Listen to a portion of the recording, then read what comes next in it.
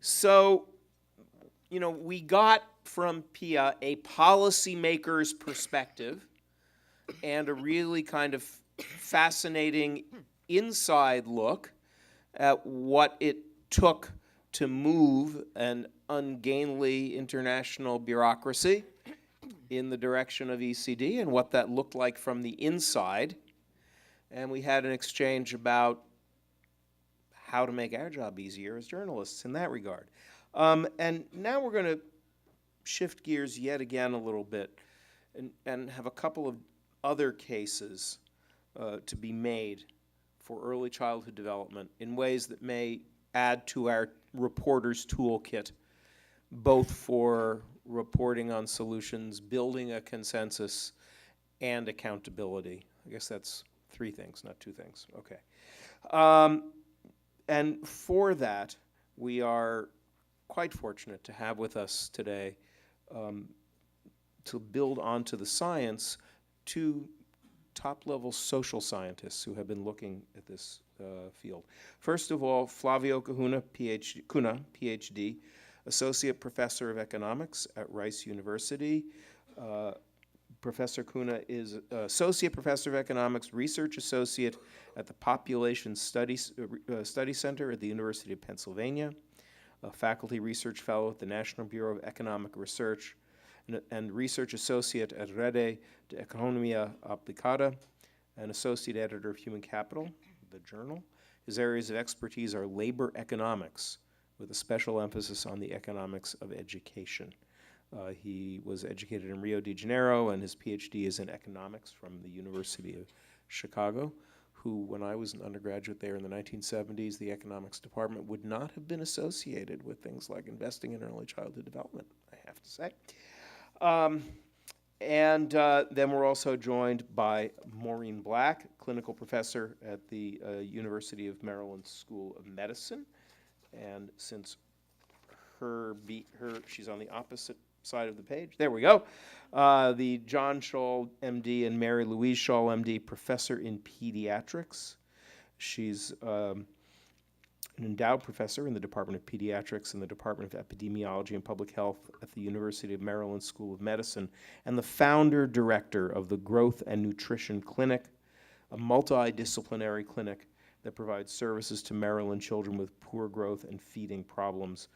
She's also an adjunct professor in the Center for Human Nutrition at Johns Hopkins Bloomberg School of Public Health and the Department of Psychology at the University of Maryland, Baltimore County. She's a pediatric psychologist who specializes in intervention research related to children's nutrition, health, and development, conducted in low-income communities in Baltimore and developing countries. She's been president of 2 divisions of the American Psychological Association, which is no small thing, and a bunch of other honorary positions. She has a bachelor's degree in math from Penn State University, an MA from the University of Southern California, and a PhD in psychology from Emory University in Atlanta.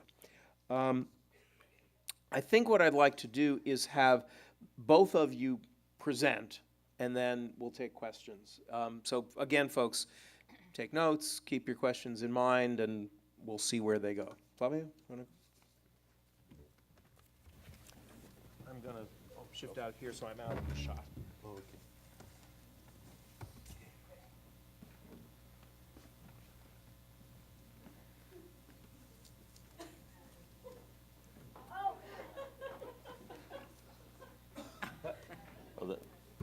That is okay, don't worry. It's a huge honor to be here. My advisor, whenever I made a presentation, he used to tell me that most people in the world, actually every person in the world, when they give a talk, they work very hard to try to be understood. You are the only person who tries very hard not to be understood. So if I am saying something and you don't understand, it's not your problem, it's my problem. So please stop me and ask me. It's a huge challenge. That's okay. I think that what I'm going to do is I'm going to go here. Thank you. So probably by now you are already completely aware of all the risks that children all over the world are facing. and how bad it is in terms of the loss of human potential. The descriptive evidence has been around for decades. It started probably in 1950s and 1960s, but it wasn't until when we started having hard evidence from randomized controlled trials that we were really able to say, if you do change the environment children experience early on, and maybe it doesn't need to be 24 hours a day, even if it's a few hours per day, that actually has consequences for short-term developmental gains, and the discipline of scientists to keep following those children, some of them now are close to 50 years old, made us realize that these gains last an entire lifetime. So let me just say, Heckman and I still exchange papers on a weekly basis, and he tells me, if you're going to say something about my research, use the last paper, and I promised him that I would always do that, and I told him, please do the same for me. So this is a follow-up on a program, on two programs that actually enrolled really disadvantaged children when they were close to 3 months old and followed them all the way to age 5. This is a full-day intervention. It's a very small number of children per each adult person, so the cost of the intervention is extremely high. This is this first bar that you see here. This is the cost of the intervention. It's $100,000 per child. And it's super expensive. I'll come back to that in a second, which means that it's $20,000 per child. I am from Brazil, as has been said. We believe that 1 out of every 4 children in Brazil would need this program. We are talking about $15 billion per year. This is a lot of money for Brazil to invest. And a lot of the research that a lot of us are doing right now is actually coming up with programs that are literally a fraction of the cost. And we're going to try and see to document if these programs that are much cheaper, whether they actually have the same type of impact. But yes, it does cost $100,000. But there's no other investment strategy in the world that actually will generate the kind of gains that we see. If you look at all the way close to age 40, how much money has this program either saved society or been transformed into resources for the individuals who actually got it? So if you look at across all the different outcomes that one can imagine having consequences on early childhood, and that's not only education, it's also labor market participation, how much they are working, whether they're engaged in crime or not, the type of families that they're going to form themselves, and also the quality of life that they're going to have.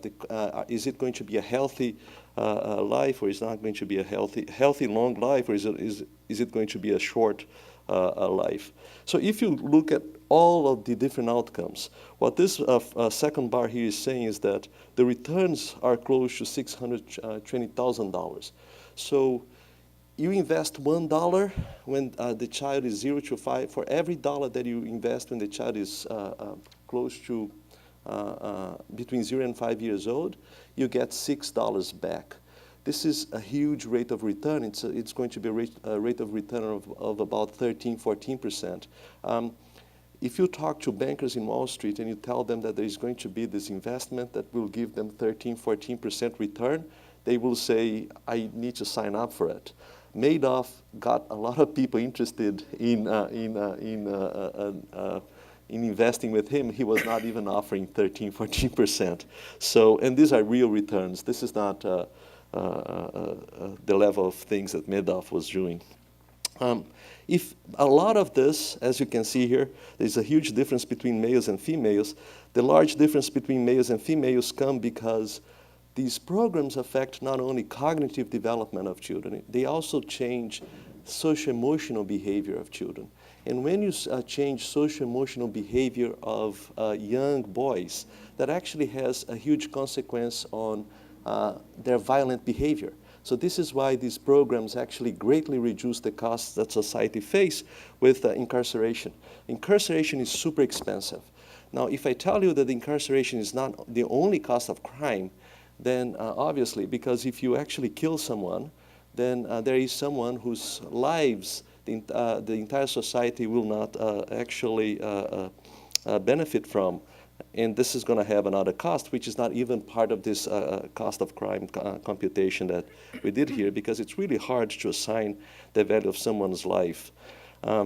So if you get rid of the crime, if you only count the impact using labor income by itself, so let's say that everything else is not there. The only aspect of the program that it really changed was human capital that is used in the labor market. You would still get a positive return. So the program would more than pay for itself only by looking at labor income. If you only look at parental labor income, what's really interesting from the point of view of families is that because this is a full-day program, this actually allows parents to engage in the labor force. And engaging labor force is important not only because it gets the parents, especially the mother, higher income, but because by participating in the labor force, the woman is actually accumulating more experience, and accumulation of experience is another form of building up human capital, and therefore she's going to get higher wages. So even if we only said there is no impact on the child whatsoever, the only thing that we're doing is allowing parents to actually accumulate human capital and work the program more than it would pay itself. So this is how you should actually look at those graphs. I'm not going to go through each one of them, but you get the sense of what this is being done here. So this is a program that was done in the United States in the 1970s. There are a lot of other programs that were done in other contexts by other people. So in Guatemala, they did this very interesting intervention in terms of nutrition. So Guatemala has always had very high levels of stunting. Stunting is a measure of human capital potential that is lost because children who grow up to be who are stunted also tend to have worse health outcomes. And because they have worse health outcomes, they tend not to be as productive. And what they did from late 1960s to mid-1970s was basically randomize villages into receiving a protein supplementation, which they called Atoli, versus a placebo, which was basically Tang, this juice that we actually can buy in supermarkets. And the randomization, what was really interesting at the time, and nowadays it turns out to be important, as we know, is that the randomization was at the village level. So everyone in the village got the supplement, okay? So they were targeting children. They wanted to impact children's development, but they said, let's just do this, let's just treat the entire village. And if the parents come and they want some of the protein, we'll give them. If the adolescents come, we'll give them too. And what really was interesting is because they had this large set of people that were randomly assigned either to receive the protein or the fresco, they actually had a lot of data when they followed up in 2004 about everyone who was treated. And what was really interesting was the intervention had an impact on wages of children, also education. But as long as children actually were at most 2 years old by the time that the intervention had started. So other people were also treated, but unfortunately this intervention didn't affect the older children. And this is a very cheap intervention. So this is one of the most scalable policies that standard places can actually take advantage of. And there are gains as well in education attainment, cognitive skills, and height. Now they're following up in the field. They have a much more detailed data collection in terms of health outcomes. A third program that was done also in a developing country was the Cognitive Stimulation and Nutritional Supplementation Program in Jamaica. So what you see here is the follow-up when they are in the mid-20s. This is a program, it's a home visitation program. It's basically operated from the time when the children were about 18 months old to 36 months old. And 12 months old to 36 months old. And what you see, when you go to a developing country, as many of you know, because you are from a developing country, you have to be worried about whether the person is working a temporary job in the informal sector, whether the person is working a full-time job in the formal sector. But regardless of how you actually look at the data, whether you only look at workers in the formal sector or workers only in the informal sector or the combination of both, this program that was a home visitation program with nutritional supplementation actually had long-term impact on income. But it also had long-term impact on education attainment of children. What's really interesting is only the cognitive stimulation part, whether it had nutritional supplementation or not, had an impact. And the reason why there is this difference between the Jamaica and the Guatemala group is because in the Jamaica group, the treatment was at the family level. So families got this nutritional supplementation, and because they were getting food for the child, they actually stopped spending money on the child to buy food for the child and just reallocated that money to other family members. Remember, some of these families may have children who were 4 or 5 years old. So it made sense that they actually, the families would actually do this. So that means that at least we know something already about if we're going to scale nutritional interventions, we shouldn't actually target only the focused child of the study. We should probably target all the children in the study and all the family members for that matter. It's not every day that I come to talk to a distinctive group of people such as yourselves. Most of my life is spent explaining the very uninteresting part of my research to academics, to other economists. But whenever I come, I like to make an important point about what it is that economics know about human capital formation. So it is really important to start early. However, you should never frame the debate as early versus late, okay?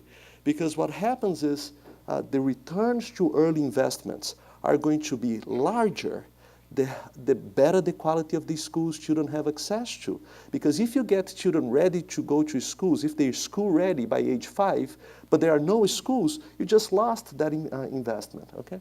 And the same thing, and the opposite is also true. It turns out to be extremely difficult to change individuals and make them college ready if you wait 17 years to intervene. So the returns to late investments are higher. The higher the return, the better the early development that children have. So please do not frame this debate in. I'm not going to say much about what journalists should or should not do. But that's why you're here. Come on. No. The last talk gave me a sense of how much burden it was placed on you. And I was thinking of the gentleman from Ecuador when he asked the question, and I was thinking, gee, the U.S. is great. The government loves the press here. So,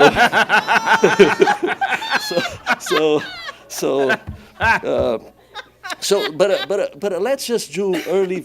It's not early versus late. There is really an important complementarity that is going on in here. Okay. Now, a lot of my research nowadays is the following: as an economist, it becomes if I tell you, I'm not Madoff, I promise you. But if I tell you I have an investment strategy that will pay you 15% return, would you become interested in investing with me? Probably you would, right? So why aren't the parents not investing in kids if the returns are so large? And my dissertation, my PhD dissertation was asking the following question in terms of income. And there is an important market failure in place. Who benefits from the investment is the child. The investment is costly for the parent. If the parent could go to a bank and say, I want to borrow some money to put my child on this really high quality childcare place, and my child is going to be much better because of that, and he will make much more money, and therefore he will be able to pay back the loans, we would be in a great situation, because that means that parents would be able to afford those things.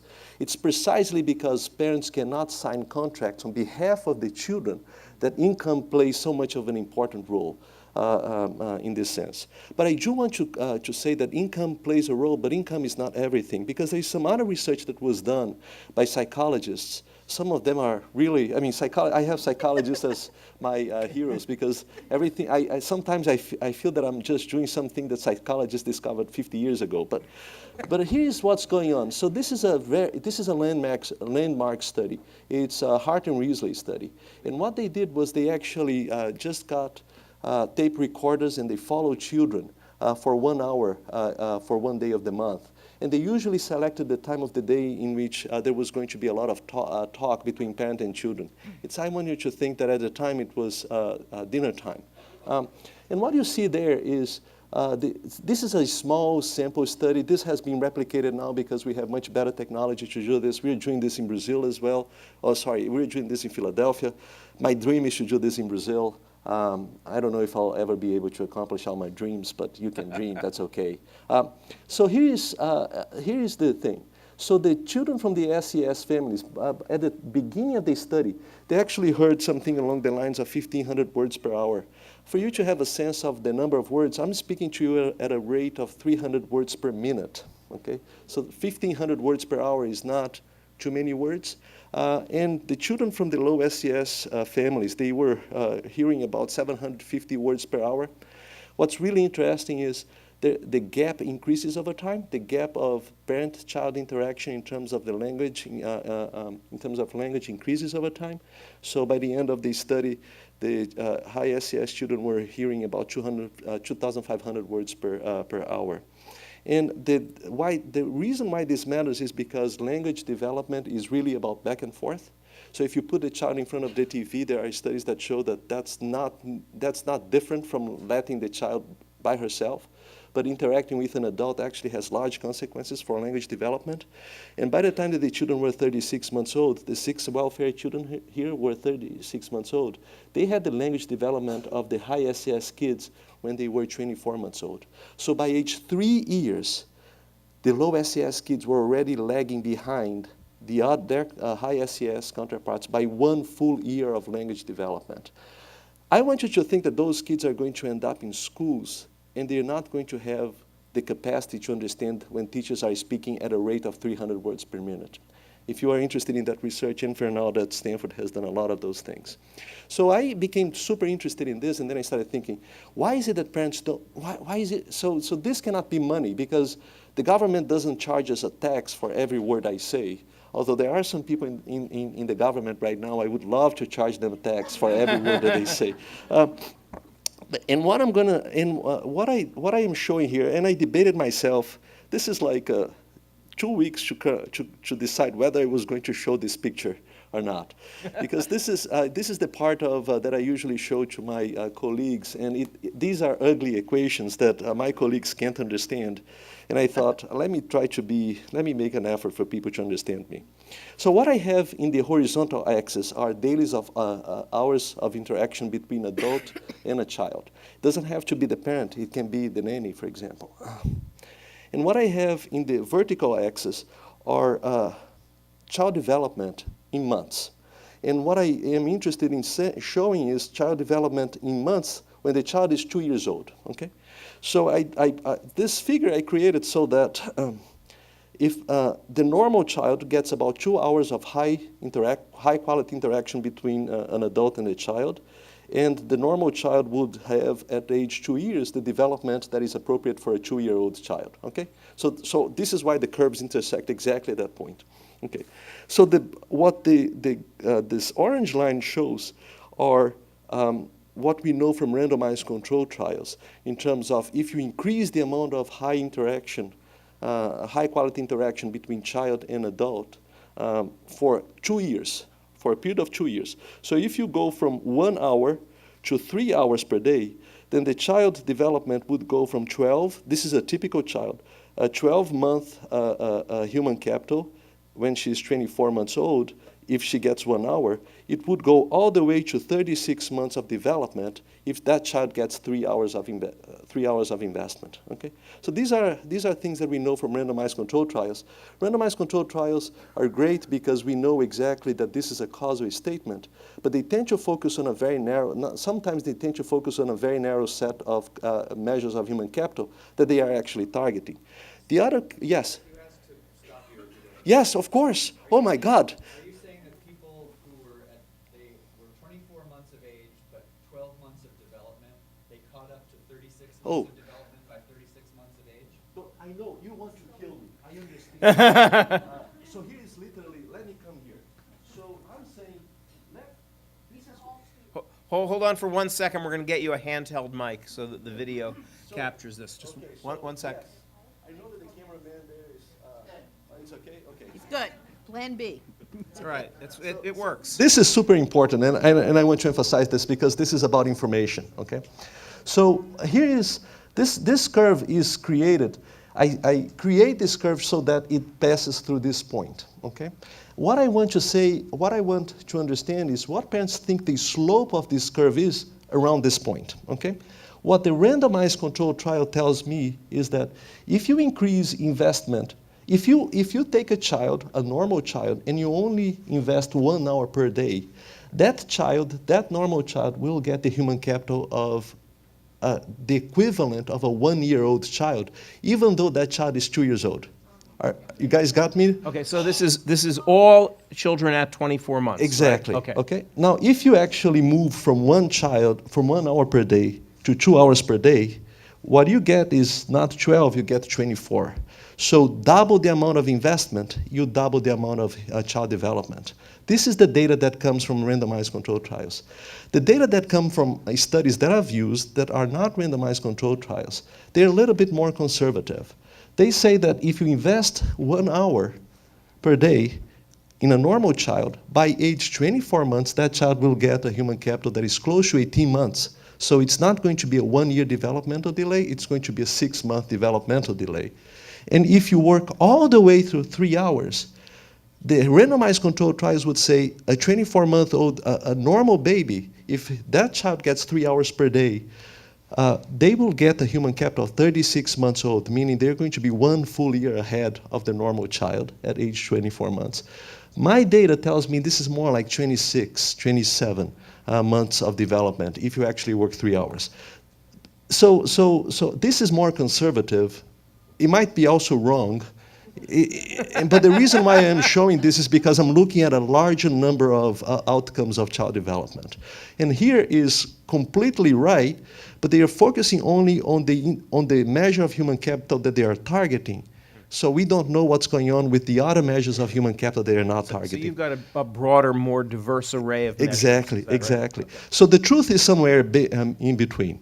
Okay, what we did was to ask parents, low-income parents and high-income parents in Philadelphia.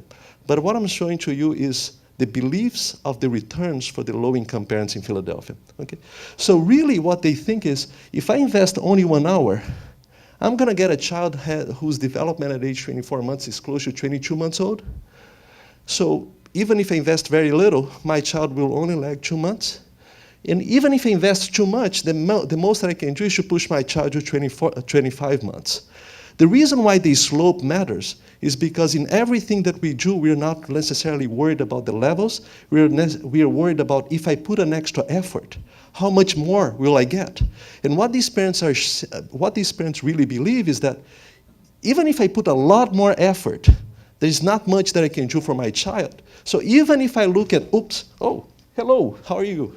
So even if I look at my study that is more conservative, these low-income parents are actually away from that.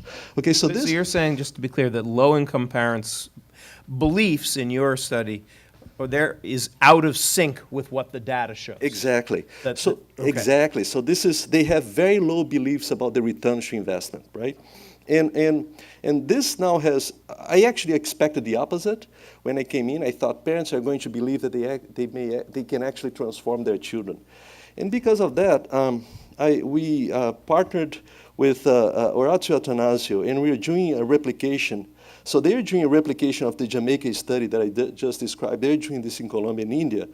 We are partnering with them because we're doing a replication of the study in Philadelphia. So we want to see if you actually go and have these home visitation programs where you're telling parents about the importance of parent-child interaction, will it change their beliefs? We're doing also with the World Bank the implementation of a very large-scale home visitation program in Brazil. We're going to serve about 2,500 children, and we're going to have 2,500 families as well in the control group. Another one that I'm doing is a low-cost parent education program. We are taking advantage of the school system. See, parents actually have children who are 6 years old they're bringing to the school. So we tell them, why don't you stay for an extra hour?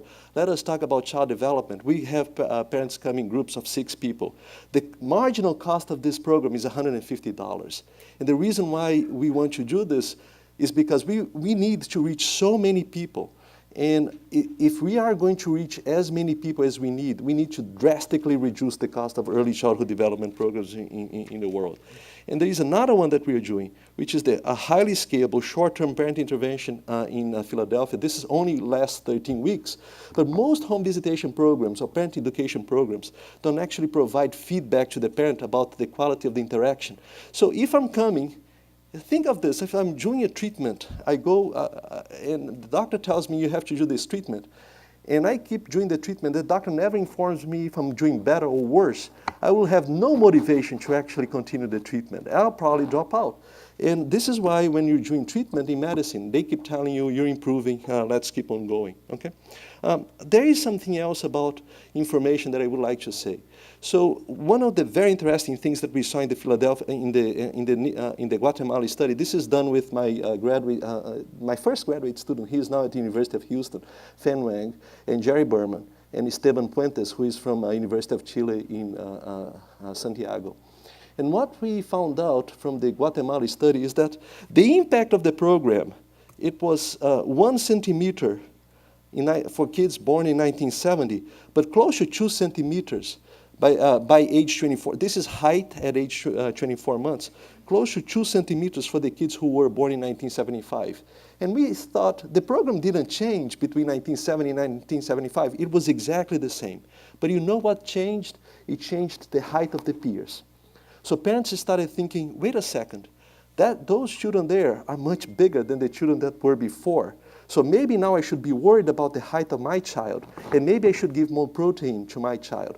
So I want you to say that information is really important not only because it can change behavior of children by telling them the returns, that the effort actually matters, but it's also important because it creates what the new normal should be, and people will react to this information about the new normal. I am done. Thank you for saying that. I just want to say a few things. So these interventions have long-term returns. Some parents seem to greatly underestimate the importance of adult-child interaction in the early years for child development. I think that the press, here I am saying again what the press should do, should not do, but I think that there is great things that the press can do. I just want you to think about one thing right now. The set of people who consume news from the media, from newspapers, from TV, is a selected sample of individuals. In 1960s, the US government went through great pains to actually announce that smoking was bad, smoking while pregnant was bad for the health of the baby.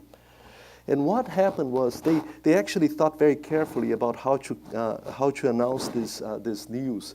So they actually held the conference, the press conference on a Friday afternoon, because they understood that the Saturday newspaper was probably done by then, and then the Sunday newspaper would talk a lot about that. And what happened was the highly educated parents immediately reacted to the news. There's the study by Anna Azer and Laura Stroud, who used data from 1960s. The parents that actually didn't have a lot of education took 20 years to absorb the news. So what happened in the meantime was this increase in inequality, because the highly educated parents actually were reacting to the news that the press was giving, but the parents with low education were not. So I think that there are great things that you can do, but I think that the great things that you can do is accountability. I think that many governments, they implement early childhood policies, and we don't know whether they actually work or not. If you walk this hall right outside here, you're going to see an early intervention that was done, the residential schools in Canada. That was actually a disaster. So there are policies that are implemented right now. We don't know whether they work or not. Just because we start early, it doesn't mean that that is actually the right curriculum for the child, or it's actually addressing the right challenges for child development at that local level. So you should always make sure that you have access to data, of high quality data, or that high quality evaluations of the policies are actually being implemented or not. And the funders in the room, you should always make sure that if you're funding policies, that you are telling whoever is getting the money that we need to see evaluation and the data need to be made public. Okay, and I'm going to stop here. Excellent, Sorry. thank you. And you got me to understand it, and if you can get me to understand it, the rest of the room is fine, trust me. Go for it.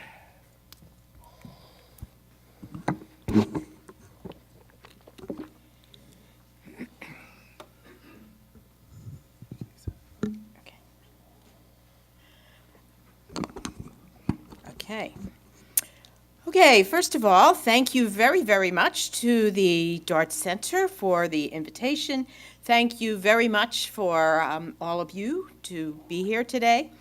I will echo what Flavio has said and what others have said. It is really a thrill to talk to journalists and to be in a program where there are people with different kinds of backgrounds. So my background is that I'm a psychologist, I'm an academic, and I have been trained to write for scientific journals. These are generally not interesting. They tell a story that others who like to read scientific journals can read, but they do not tell a story that the public can read.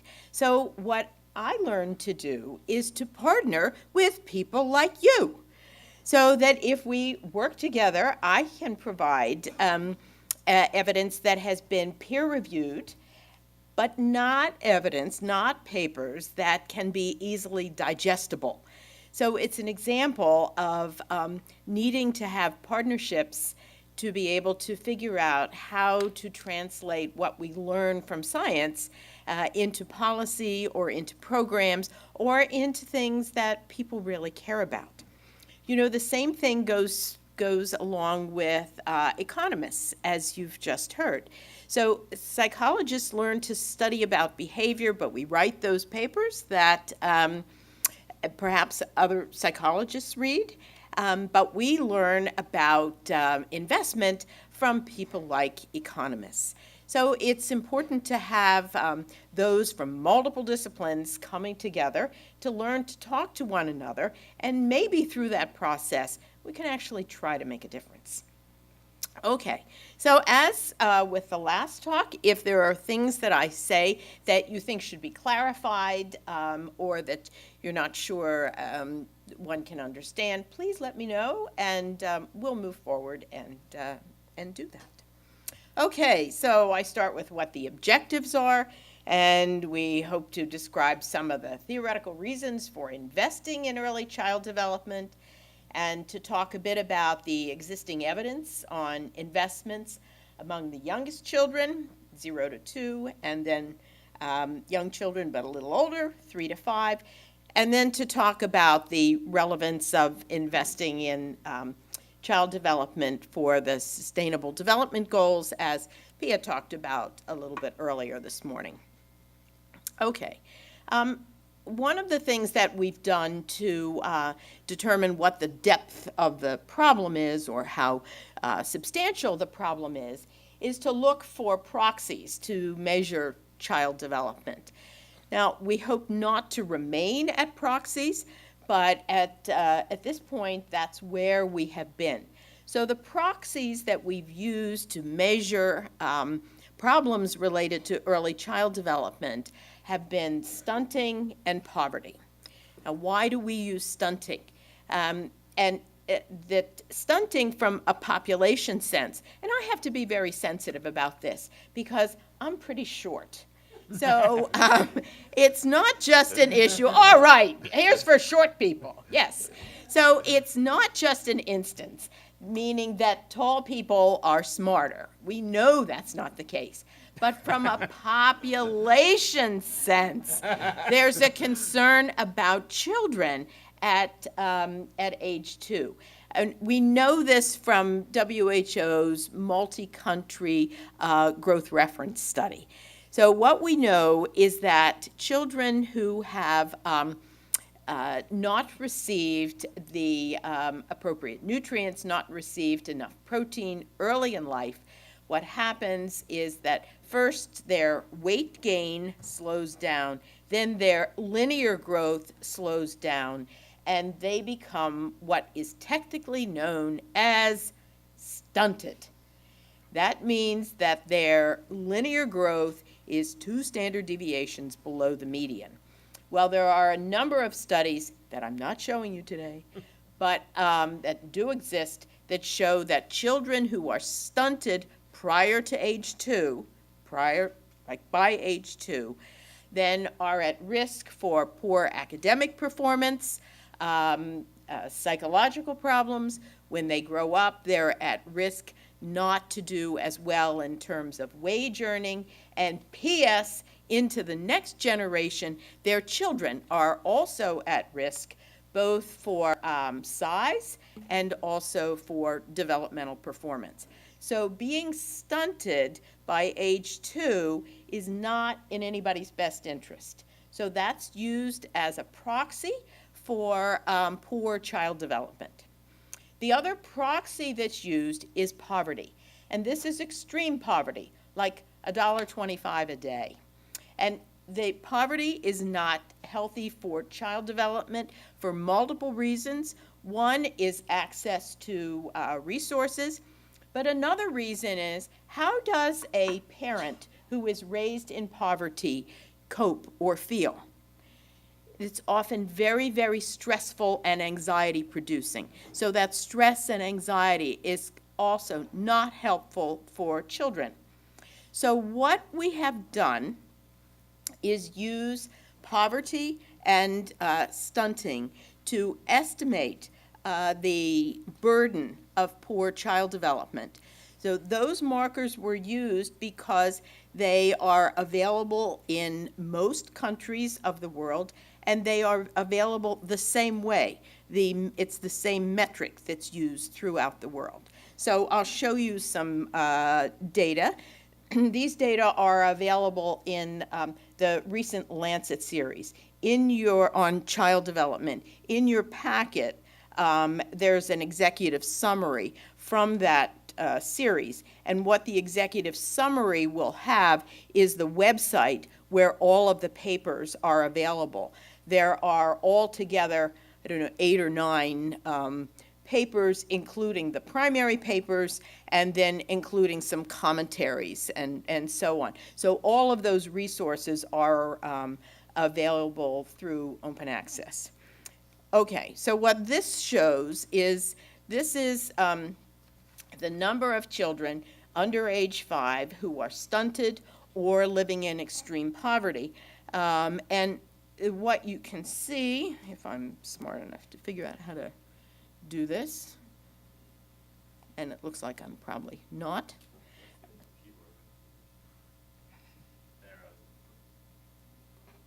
What do I press? Area 1 in.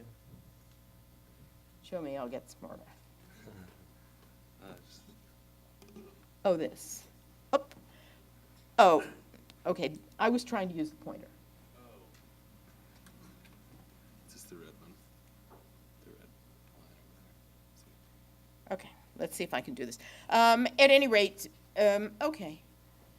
So basically what happens is, you can see that on the far right is sub-Saharan Africa, and that's the greatest number of children at, we're looking at prevalence here, and this is 66% of children. If I go back again, I started with the actual numbers of children.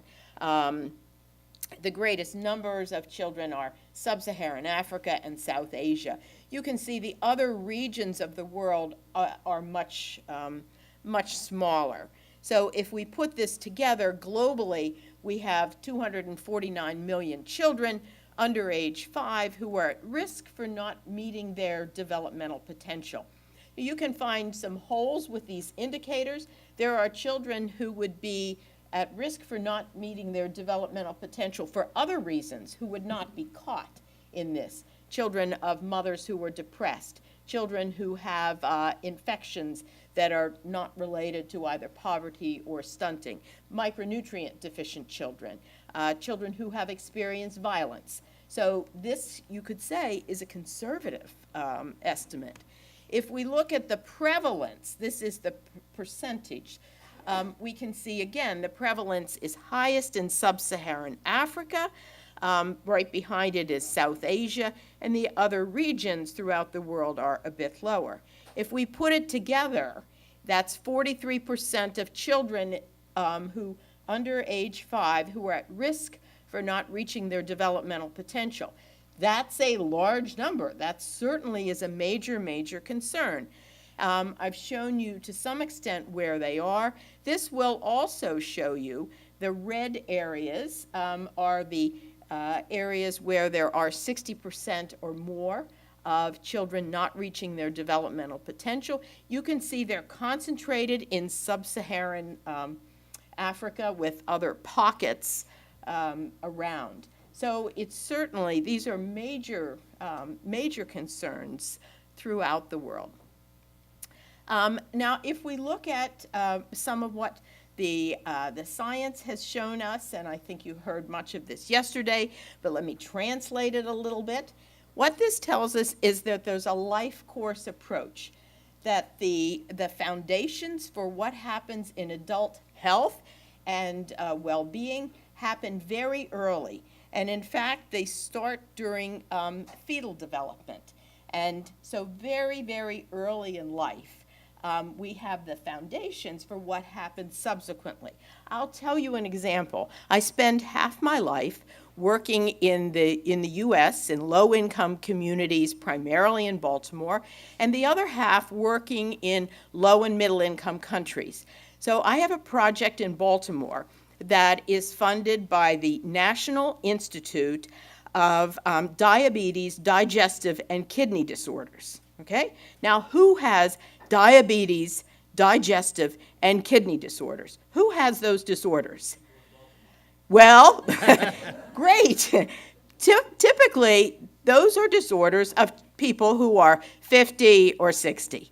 Okay? We do not have those disorders among 15-year-olds. I'm studying 3-year-olds. Why in the world would this agency, an NIH agency, give me money to study 3-year-olds? Because that's when the habits are formed.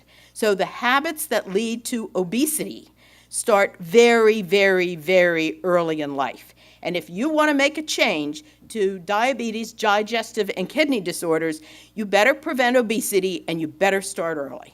So that's what's happening. And that's basically what this diagram says, that there's a life course and that extends through starting during the fetal period, it extends through childhood, adolescence, and then it's not only your life, but it goes to the next generation. So this is what's with us, and this is what all that science you heard yesterday tells us. So when we think about development, there's a life course perspective. And so healthy nutrition and learning opportunities early in life, starting at conception, probably before, then continue throughout life. And so this is a happy progression. So that if we look at what's happening in adulthood, the building blocks of that have started very, very early in life. But look what can happen. If we have chronic health problems, early threats, then we can fall off that curve and life is not quite so rosy. You people have probably read about either you have written or others have written about our perhaps for the first time in our history, having children who are unlikely to have the lifespan that we have. So these are some of the concerns, and it has to do with the chronic health problems that are facing not only those of us in the U.S., but really throughout the world. So we have increased rates of diabetes in places like India, and these are, it's not just child development, but the chronic health concerns that come from very, very early in life. This is a portrayal also that illustrates that the way that we influence what happens in development is the genetic blueprint is then influenced by the environment. So that's good news because there are many things that we can do to influence the environment, and that's where our mission becomes. This is a slide that you may have seen a version of it yesterday. Somehow I managed to work it into most of my talks. And this is a slide of brain development. So I've drawn a box around the first 1,000 days. So that's from conception to age 2. If you look in that box, you'll see a tremendous amount of development. You'll see it starting prior to birth. So you'll see the green lines are myelination. You'll see the synaptogenesis that starts early in life and then continues up through early adulthood. So you'll see a tremendous amount of development that happens. So now what I'd like you to do is you'll see the age along the x-axis. Find your age.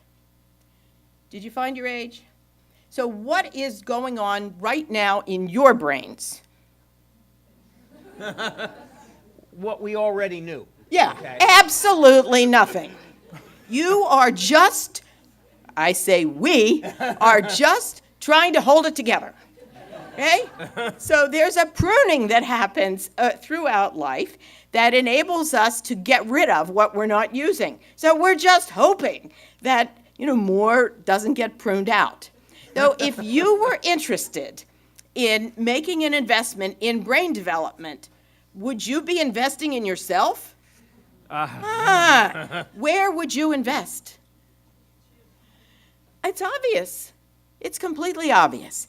You would invest very, very early in life. As you've heard, it's an investment that is not a single shot. Part of the reason that the Jamaica project that Flavio talked about has been very successful and has had long-term impact is that Jamaica has one of the highest rates of preschool programs in the world. So there were the preschool programs so that the children went from the early intervention, they were prepared for preschool and then prepared for subsequent education. So it's exactly as he said, it's not early versus late, it's early and late that there's an investment throughout. But starting earlier puts you ahead. The next slide will show us that the socioeconomic gap emerges early and widens. So let me show you how to read this. If we look, these two dark lines, the solid lines, represent high SES, or high socioeconomic status. And on the x-axis, we have children's age, starting at age 2 and going to age 10. These are data from the British cohort study. And actually, they were analyzed. These were done by Kim Noble, who was one of your speakers yesterday. And what she showed is that if you're of a high socioeconomic status, even if your development did not look so great at age 2, by age 10, you've often been able to pull it together. That's the power of the family. On the other hand, if you're from a low socioeconomic group that I've circled in red, so those are represented by the dotted lines, even if your development looked great at age 2, you're at risk. You're at risk.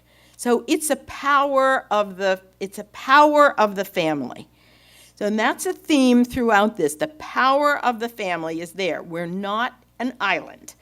So let's look at a little more. Actually, I forgot, I did include this slide. This is a meta-analysis that looks at stunting early in life and then looks at children's school performance. So the way you read this is you put it together, and you will see from several different studies, children who are stunted early in life, even after you've adjusted for poverty and so on, are at risk for poor school performance. Okay. This illustrates that under an optimal situation, we have the green line at the top. So it shows the first 1,000 days, and then development progresses and continues. Development is on a trajectory. The red line along the bottom illustrates when there's a threat to development, then there's one doesn't do so well. And what you see over time is that the disparity widens. The blue line in the middle represents the intervention. So what the real story that we're looking for is, how do we intervene in order to pull the red up to the green or prevent the red line in the first place? So just to be clear, what the blue line is showing is that intervention does help, that you can make up a lot of ground. Is that Yes, exactly, exactly. That there are interventions that help, and that's what we're going to be talking about. Okay. These are actually some of the same studies that Flavio talked about. We did not confer beforehand, and you'll see. These were both published in Science, which is not easy to publish something in Science, folks. And they were published in 2014. The study on the left is was conducted in North Carolina, and they provided an early preschool for children. It's a randomized trial. They provided an early preschool that was really very encompassing, in that it included the early education, it included nutrition, and access to primary care. And they followed the group for 35 years. And what they found were beneficial effects on blood pressure, metabolic syndrome, as well as the benefits that they had found in terms of education. But this is why I have that funding from NIDDK. Because what happens early in life has a health consequence. So this is really pretty amazing that one is able to find this. The early intervention was a preschool. Very amazing. The Jamaica study on the right had beneficial effects on wages. It also, along the way, had beneficial effects on learning, on reduction in violence, in psychological profiles. So there are long-term effects that are illustrating, this is some of the science that contributes to our thoughts about why one should invest early. What we talk about in the Lancet series is what's called nurturing care, and that Pia talked about this morning. Essentially, there are 5 areas that children need. They include nutrition and health care, responsive caregiving, protection from danger, and opportunities for exploring and learning. And you need all of them. It's not that one of them takes the place of the other. And therein lies some of the issues, in that we're moving towards interventions that are not quite so simple, but include multiple components. So this, again, illustrates what is nurturing care, and as I just said, it includes this being responsive to children, to being nurturant, to having routines and a structure in life, early learning, things like shared book reading or storytelling, promoting children's health and nutrition and safety, and guidance when it's not being harsh, but guidance and discipline. These are strong parenting things that most of us were raised with. These are some data from a project that I've done in India that illustrate how maternal education and a nurturing home can attenuate the relation between assets and children's early growth. Let me show you how to read this. If we take the dotted line along the bottom, like the bottom dotted line with the steepest slope going up, that's a line that represents assets on the x-axis and children's growth on the y-axis. So that means the more assets your family has, the better your growth is. These are very low-income rural children in India. If you look at the middle line, then those are children who have either a mother who has more than an primary school education, or the mother is nurturant, the home is nurturant. So, and the top line illustrates children who have both. And remember, that's where you're seeing the difference is at those families who have very few assets. So if you have very few assets, but you have a caregiver who is educated and who is nurturant, then your growth is okay. You with me?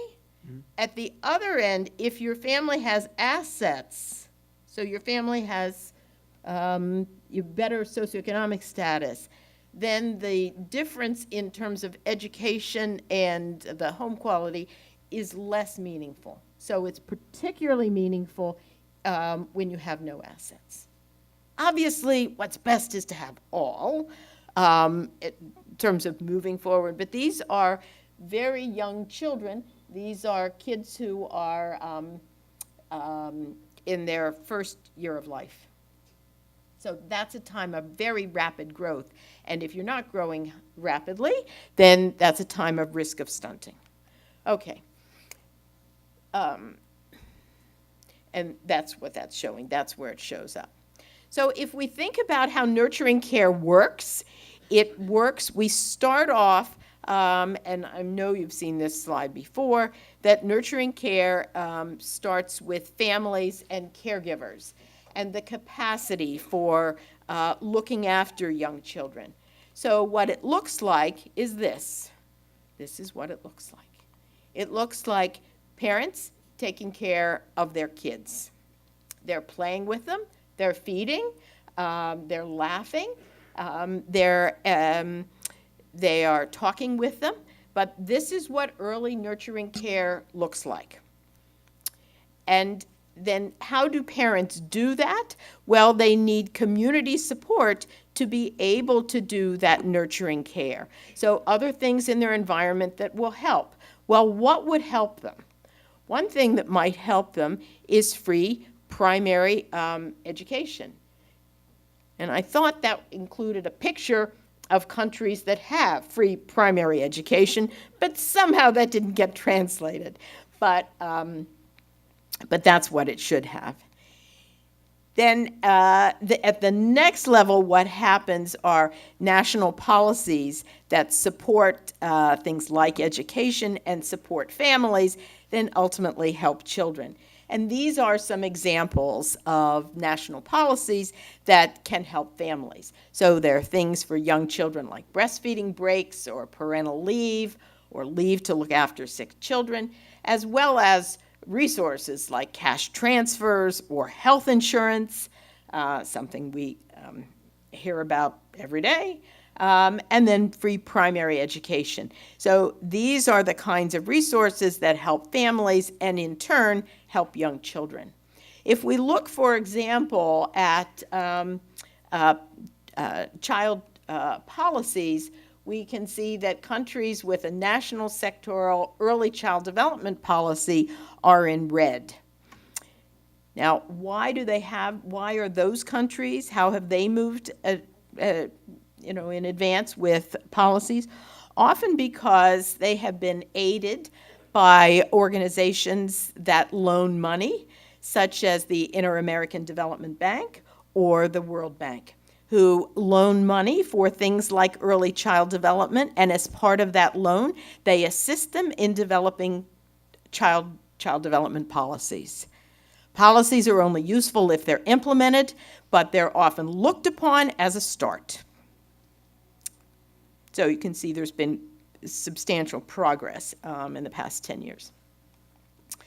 And now if we, the next part that I'm going to show you are some cost-benefit analyses of programs.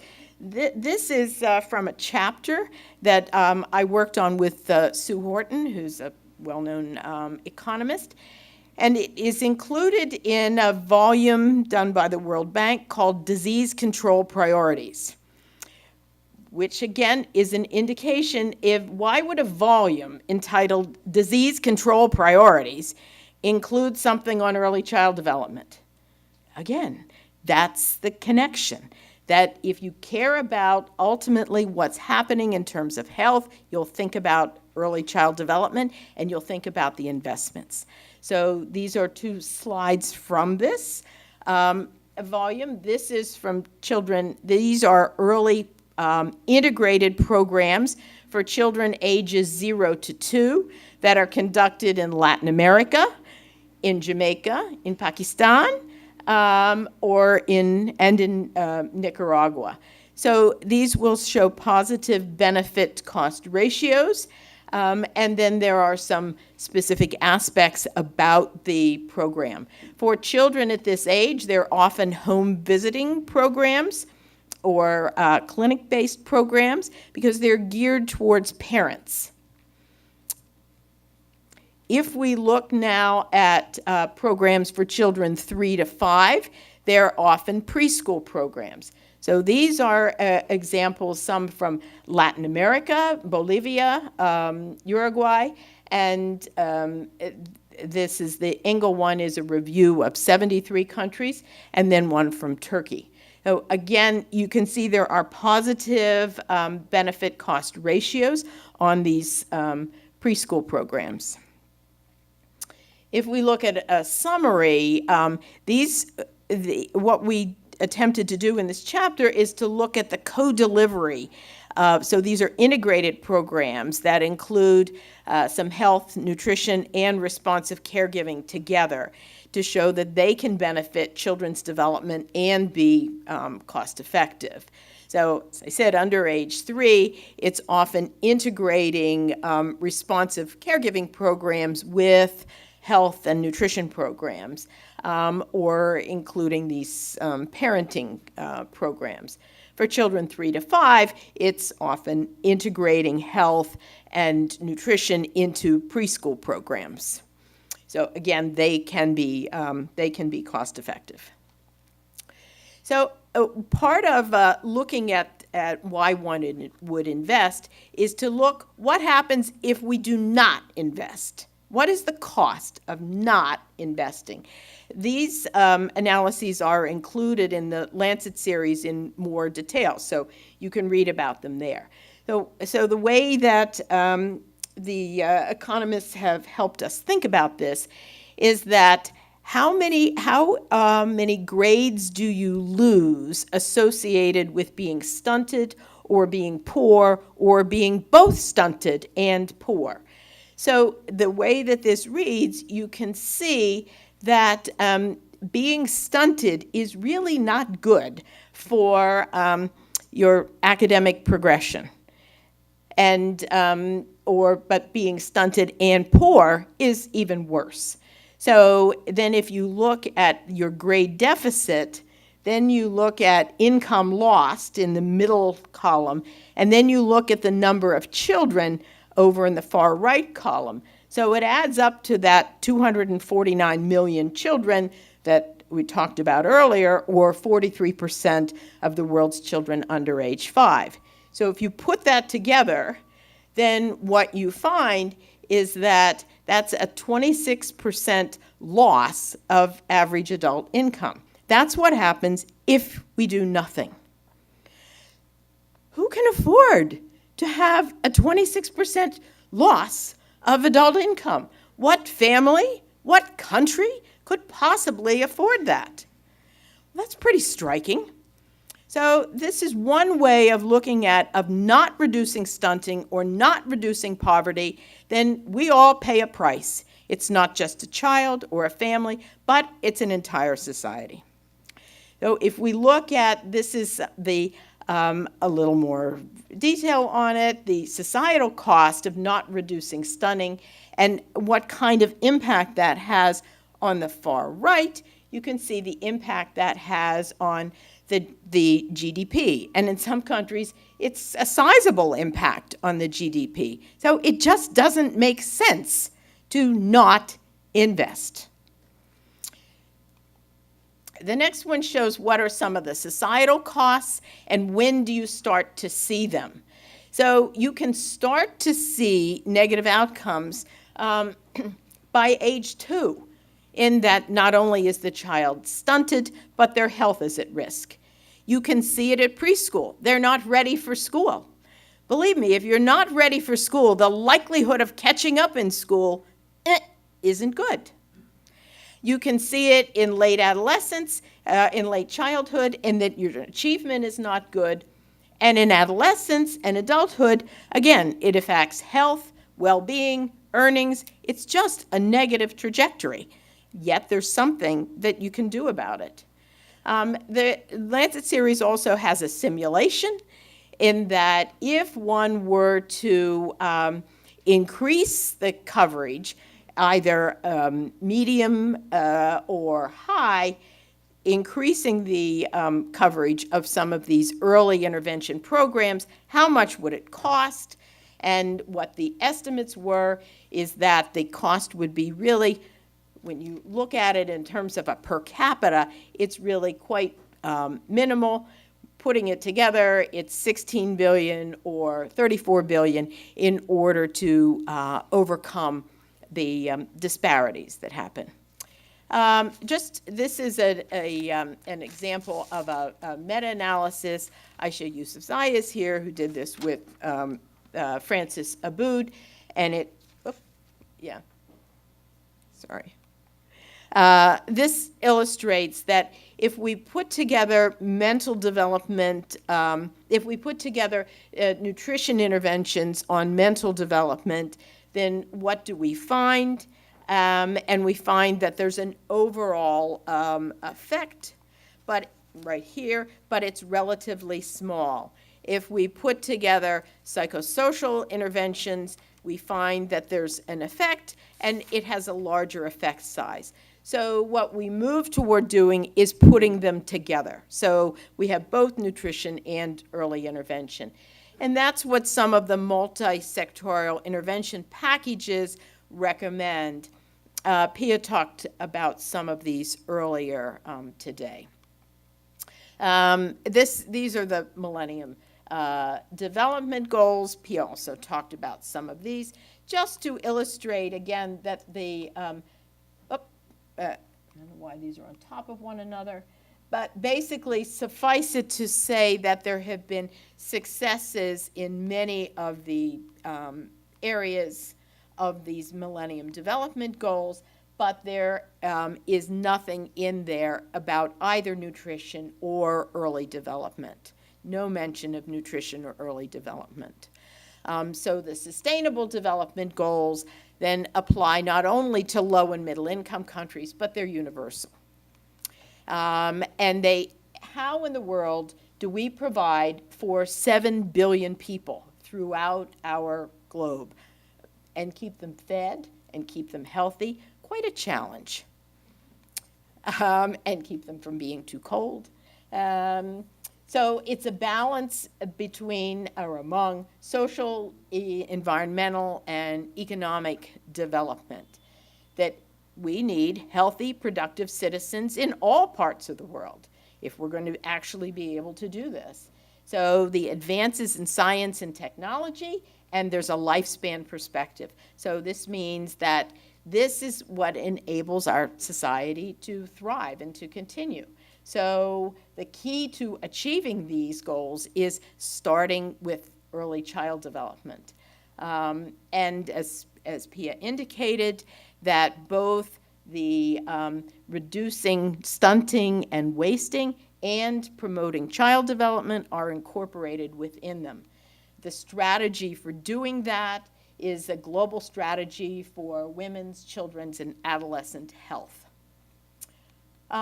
So as the leaders of WHO and UNICEF and the World Bank and the United Nations have said, that a good start in life ensures sustainable development for all. These folks have written commentaries that are included in the Lancet series. So again, if you go to that website, you will find the commentaries that they have written. They're really powerful, incredibly powerful. And I thank you. This is the website. Thank you, Maureen. And thank you, both of you. And again, I'll just kind of kick it off. And I would say we'll get in as many questions as we can, but we also will need to move the schedule along. So just let me start with one, and then we'll move the microphone over. What I took away more than anything else from the two of you together is this powerful sense that adversity in childhood is not destiny, that interventions of various sorts at various points really matter. And you were talking about changing parents' ideas. You were just talking about other kinds of interventions, both at the nutritional level, the policy level, whatever. As journalists, on the one hand, we are creatures of data like you, but we also are creatures of narrative. And I wonder if either or both of you if you were to pick out from your own work, just one intervention that you think of as an example of a gold standard program, that if I'm a reporter trying to educate myself about what it looks like when it gets really good, what would one be? What's someplace we could look? Great question. Let me tell very briefly. I live in Houston. Economists never are really brief. But here's the thing. Here is where I think that you have to. I understand where you're going with this, but here is where I think we need to be careful. There is a school district in the area, in the Houston area, Aldine School District, and they have a fantastic leadership. The new leadership came in place, and they said, "Oh my God, we serve all these children who are underdeveloped, so we need to greatly increase the access to preschool programs." So they talked to some of the leading academics in the development of curriculum for early childhood programs. They spent a lot of money, and then parents didn't come. Okay, so when I say that we need to understand why parents are not investing, it's not because I am just a crazy academic person. We need to understand why, because that informs the policy. Mm-hmm. So I can't tell you there is one gold standard for the entire world, because the set of constraints that parents face in Houston might not be exactly the same set of constraints that parents face in Philadelphia. Then how about a favorite attempt to get parents involved? Go, or Maureen. This is following on what Flavio showed as well, and that is, I think, one of the secret ingredients. Mm-hmm. So if I go with what is one of the secret ingredients that families can do with their children, I think it's the talking to their children. So I'm a clinician also. I run a clinic for kids who are not growing well. And I make a video of every family who is referred to us having a meal with their child. And we do it very low tech. They, of course, sign. We have a little room where there's a high chair and food and so on. And we shut the door. And invariably, there's no talking. I'm turning up the volume. There's nobody in there with them, just the family and the camera. There's no talking. So for whatever reason that families don't talk to their children, just as the Hart and Risley study showed, that often, and it's particularly low-income families. So if I could do something, it would be to help understand why families don't talk and to encourage things like storytelling. It doesn't cost anything to be telling a story or singing or talking, because children would benefit from it, and there would be more of the back and forth, give and take, that would help children develop. All right, who has the mic? Go. Oh, okay. First Yeah. here and then over there. Hi. Okay. Hi, Go. Flavio. I'm Renata from Brazil also. Great. I'm wondering how effective can be these visit programs, home programs, home visits that you are talking about in countries where parents are not home, they are working a lot. And what would be better, invest in home visits or in schools for children under 5? Yeah, so great question. So one of the most beautiful things that happen in home visitation programs is that it's really working with the local resources that they have. So you have to adapt the curriculum. You can't expect a parent who has 4 years or 5 years of schooling to engage on the type of behavior automatically, right? So this is why the evaluations have to be done at a local level. But what's really interesting is at that age, the cognitive requirement from the parent to engage with the child is actually not that high. So this is about talking to the child. It's about understanding what the signal that the child is actually emitting. One of the most sad things that we see is that sometimes when babies are crying, some parents believe that actually this is to get them upset, to upset the parents, not because they're hungry. And the fact that parents may have this misunderstanding might explain, for example, violent behavior of the parent towards very young children. So it's about recognizing really very basic signs that most people would not have trouble understanding, but some parents actually may have. So this is why I think that home visitation programs, even in locations where parents really have very low cognitive development or schooling, I think that they have an impact. The other situation arises because where we're doing this in Brazil turns out to be rural areas that are not densely populated. So you can't have a preschool program because the parents are not living nowhere close to the center of these very small towns. So this is why going to the parent actually might be more feasible than expecting the parent to transport the child every day to these programs. Okay. In urban areas? Yep. In big cities like São Paulo? So big cities like São Paulo, it's an interesting question. What happened in Houston was the parents believed that the child should not be sent to school so early. So they transferred, instead of having the preschool model, they actually started going to the parents' home, and this is the model that they are following right now. We don't know what the impact is because they basically just started doing this program. But many parents, if you look at the largest school district in Houston is the Houston Independent School District, and they have lines of parents who actually want the preschool center because it gives them not only, they understand its high quality, but it also allows them to participate in the labor force, which is also very, very important. So different populations, I think you have to target them in different ways. Okay. Go. My name is Patruleka. I'm from India. So whoever wants to take the question, you know, a lot of the solutions which are being sort of forwarded presumed, you know, like breastfeeding breaks, certain services. Now, presumes actually formal sector employment. Now, India, for instance, which has the largest child population, 90% of the people are in informal sector. It's every day you earn. There's absolutely no support system. And you can ask for breaks, that means you don't get any money. Right. There's no medical break, there's no nothing. So, in which case, and also, you know, a lot of millions and millions and millions of mothers, they're probably just like 3 or 4 years of schooling, and they will go and work at homes. We do have a large network of early childhood care, which I think you mentioned, but you know, some of these other things that you're talking about, which are absolutely vital, I don't know how you go about, how do you even make a start?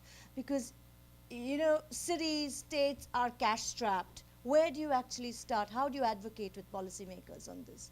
Thanks. I mean, I absolutely agree with what you're talking about. India has, through the Angawadi centers, through the integrated early child development system, which was developed in the 70s. India was very, very forward thinking in terms of having an infrastructure and a program to provide some assistance to families, to pregnant women, and to children through age 6. The difficulty is it's an enormous country and an enormous undertaking, and as you say, much of it is in an informal setting. I'll just give a really small example. Children do go in India, to these Angawadi centers, to these preschools.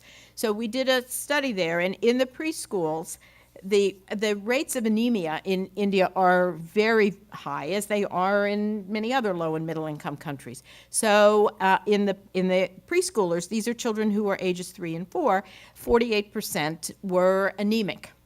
So the intervention that we did there was the preschool served a midday meal, which was either rice or wheat-based kind of khichdi, mixed together. So what we did is we did a randomized trial. You either got a full complement of micronutrients or you got one nutrient, and you got it in the first bites. We called it first bites. So there's no, I don't like that, I don't want to eat that. That doesn't exist. This is the only thing that they're serving at that point. So they eat it. And they particularly eat the first bite. And what happened is the rate of anemia dropped from 48% to 9%. Incredible. I mean, it's a huge impact. And was there an impact on the children's learning? Yes, and particularly in the low-quality schools. So there are things that you can do. I mean, I agree with you. Things like breastfeeding breaks makes no sense if you don't have a structure that goes with it. That works in some countries where there is a structure. But in other countries where there's not, you have to think of what goes within that country. So the example of the Angawadi Center, I mean, it works there because they feed the kids and you could do it and there's a benefit. So it just requires us to be creative and think of the principles of how to support a family, to support a child, and we move ahead. Okay. Karen, that's going to be the last question. I have to take my timekeeping responsibility seriously here. So make it tight. Which I sympathize with. The cost-benefit argument seems so compelling, and yet it hardly ever seems to be when it comes to investment.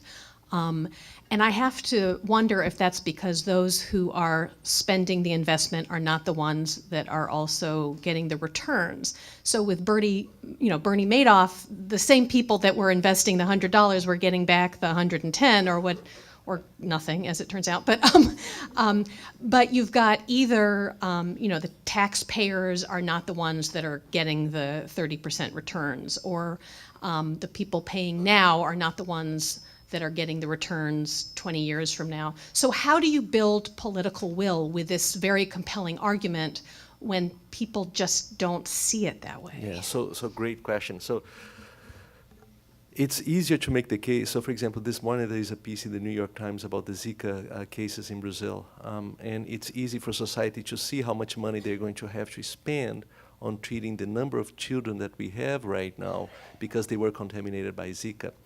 The set of figures that we're putting here, they seem abstract, but they're actually not. And part of the returns that we report are actually returns not to the person, returns to the society. So when we say that we're going to not spend so much money on crime, it's not that if you send me to jail, I actually don't I don't pay the cost of being in jail. The taxpayers are the ones who are actually spending the money so that I am in jail. And for 20 years. Oh no, but that's a great thank you for that question as well. But you're going to be retired. I'm going to be retired you're going to be retired. Who's going to pay most of the retirement in many countries is a pay-as-you-go system. The pay-as-you-go system requires that you either have a large number of people in the labor force or you have fewer people who are highly productive, so they generate enough taxes that they can actually compensate for that. When we say that, when we show those numbers, we are actually not saying that the tax dollars, and I think it's a great question that you guys are raising, we're not saying the tax dollars that these children will have, they will be able to maintain you when you're actually retired. They're going to be the ones paying for health systems because they are going to be they are going to have higher income, and therefore the government revenues for retirement, for health, for the elderly population will be higher. And the other question that I want to say is the following. You've heard me say this, and probably you're going to start, oh no, there you go again. But I'll say it. As a species, we have been around for 200,000 years, okay? But long-run economic growth, the growth that GDP grows by 2%, per capita GDP grows by 2% a year, is actually only 200 years of our story, okay? We tend to take it for granted. We tend to assume this is always going to keep on going.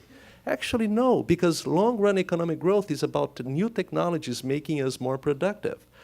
We needed one guy, Steve Jobs, to organize a group of team to make the first iPhone, which is basically the telephone that if it's not the iPhone, you have probably something from Android that looks a lot like the iPhone. So we needed one person to actually make that tremendous technological innovation that has consequences.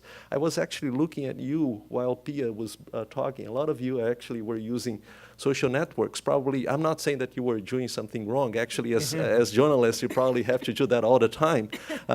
Communicate with other people that maybe couldn't come to this event. That greatly emphasizes how fast word is going to spread. So let me ask you this question. Suppose that there is one child in India that if we actually invested in that child would be the one who would help us understand how we can fight Zika, how we can fight cancer. You've already convinced me, Yeah. but I'm not the one that, donates. But I think that's where we should leave it. So first of all, thank you, Maureen. Thank you, Flavio, the Bernie Madoff of early childhood development.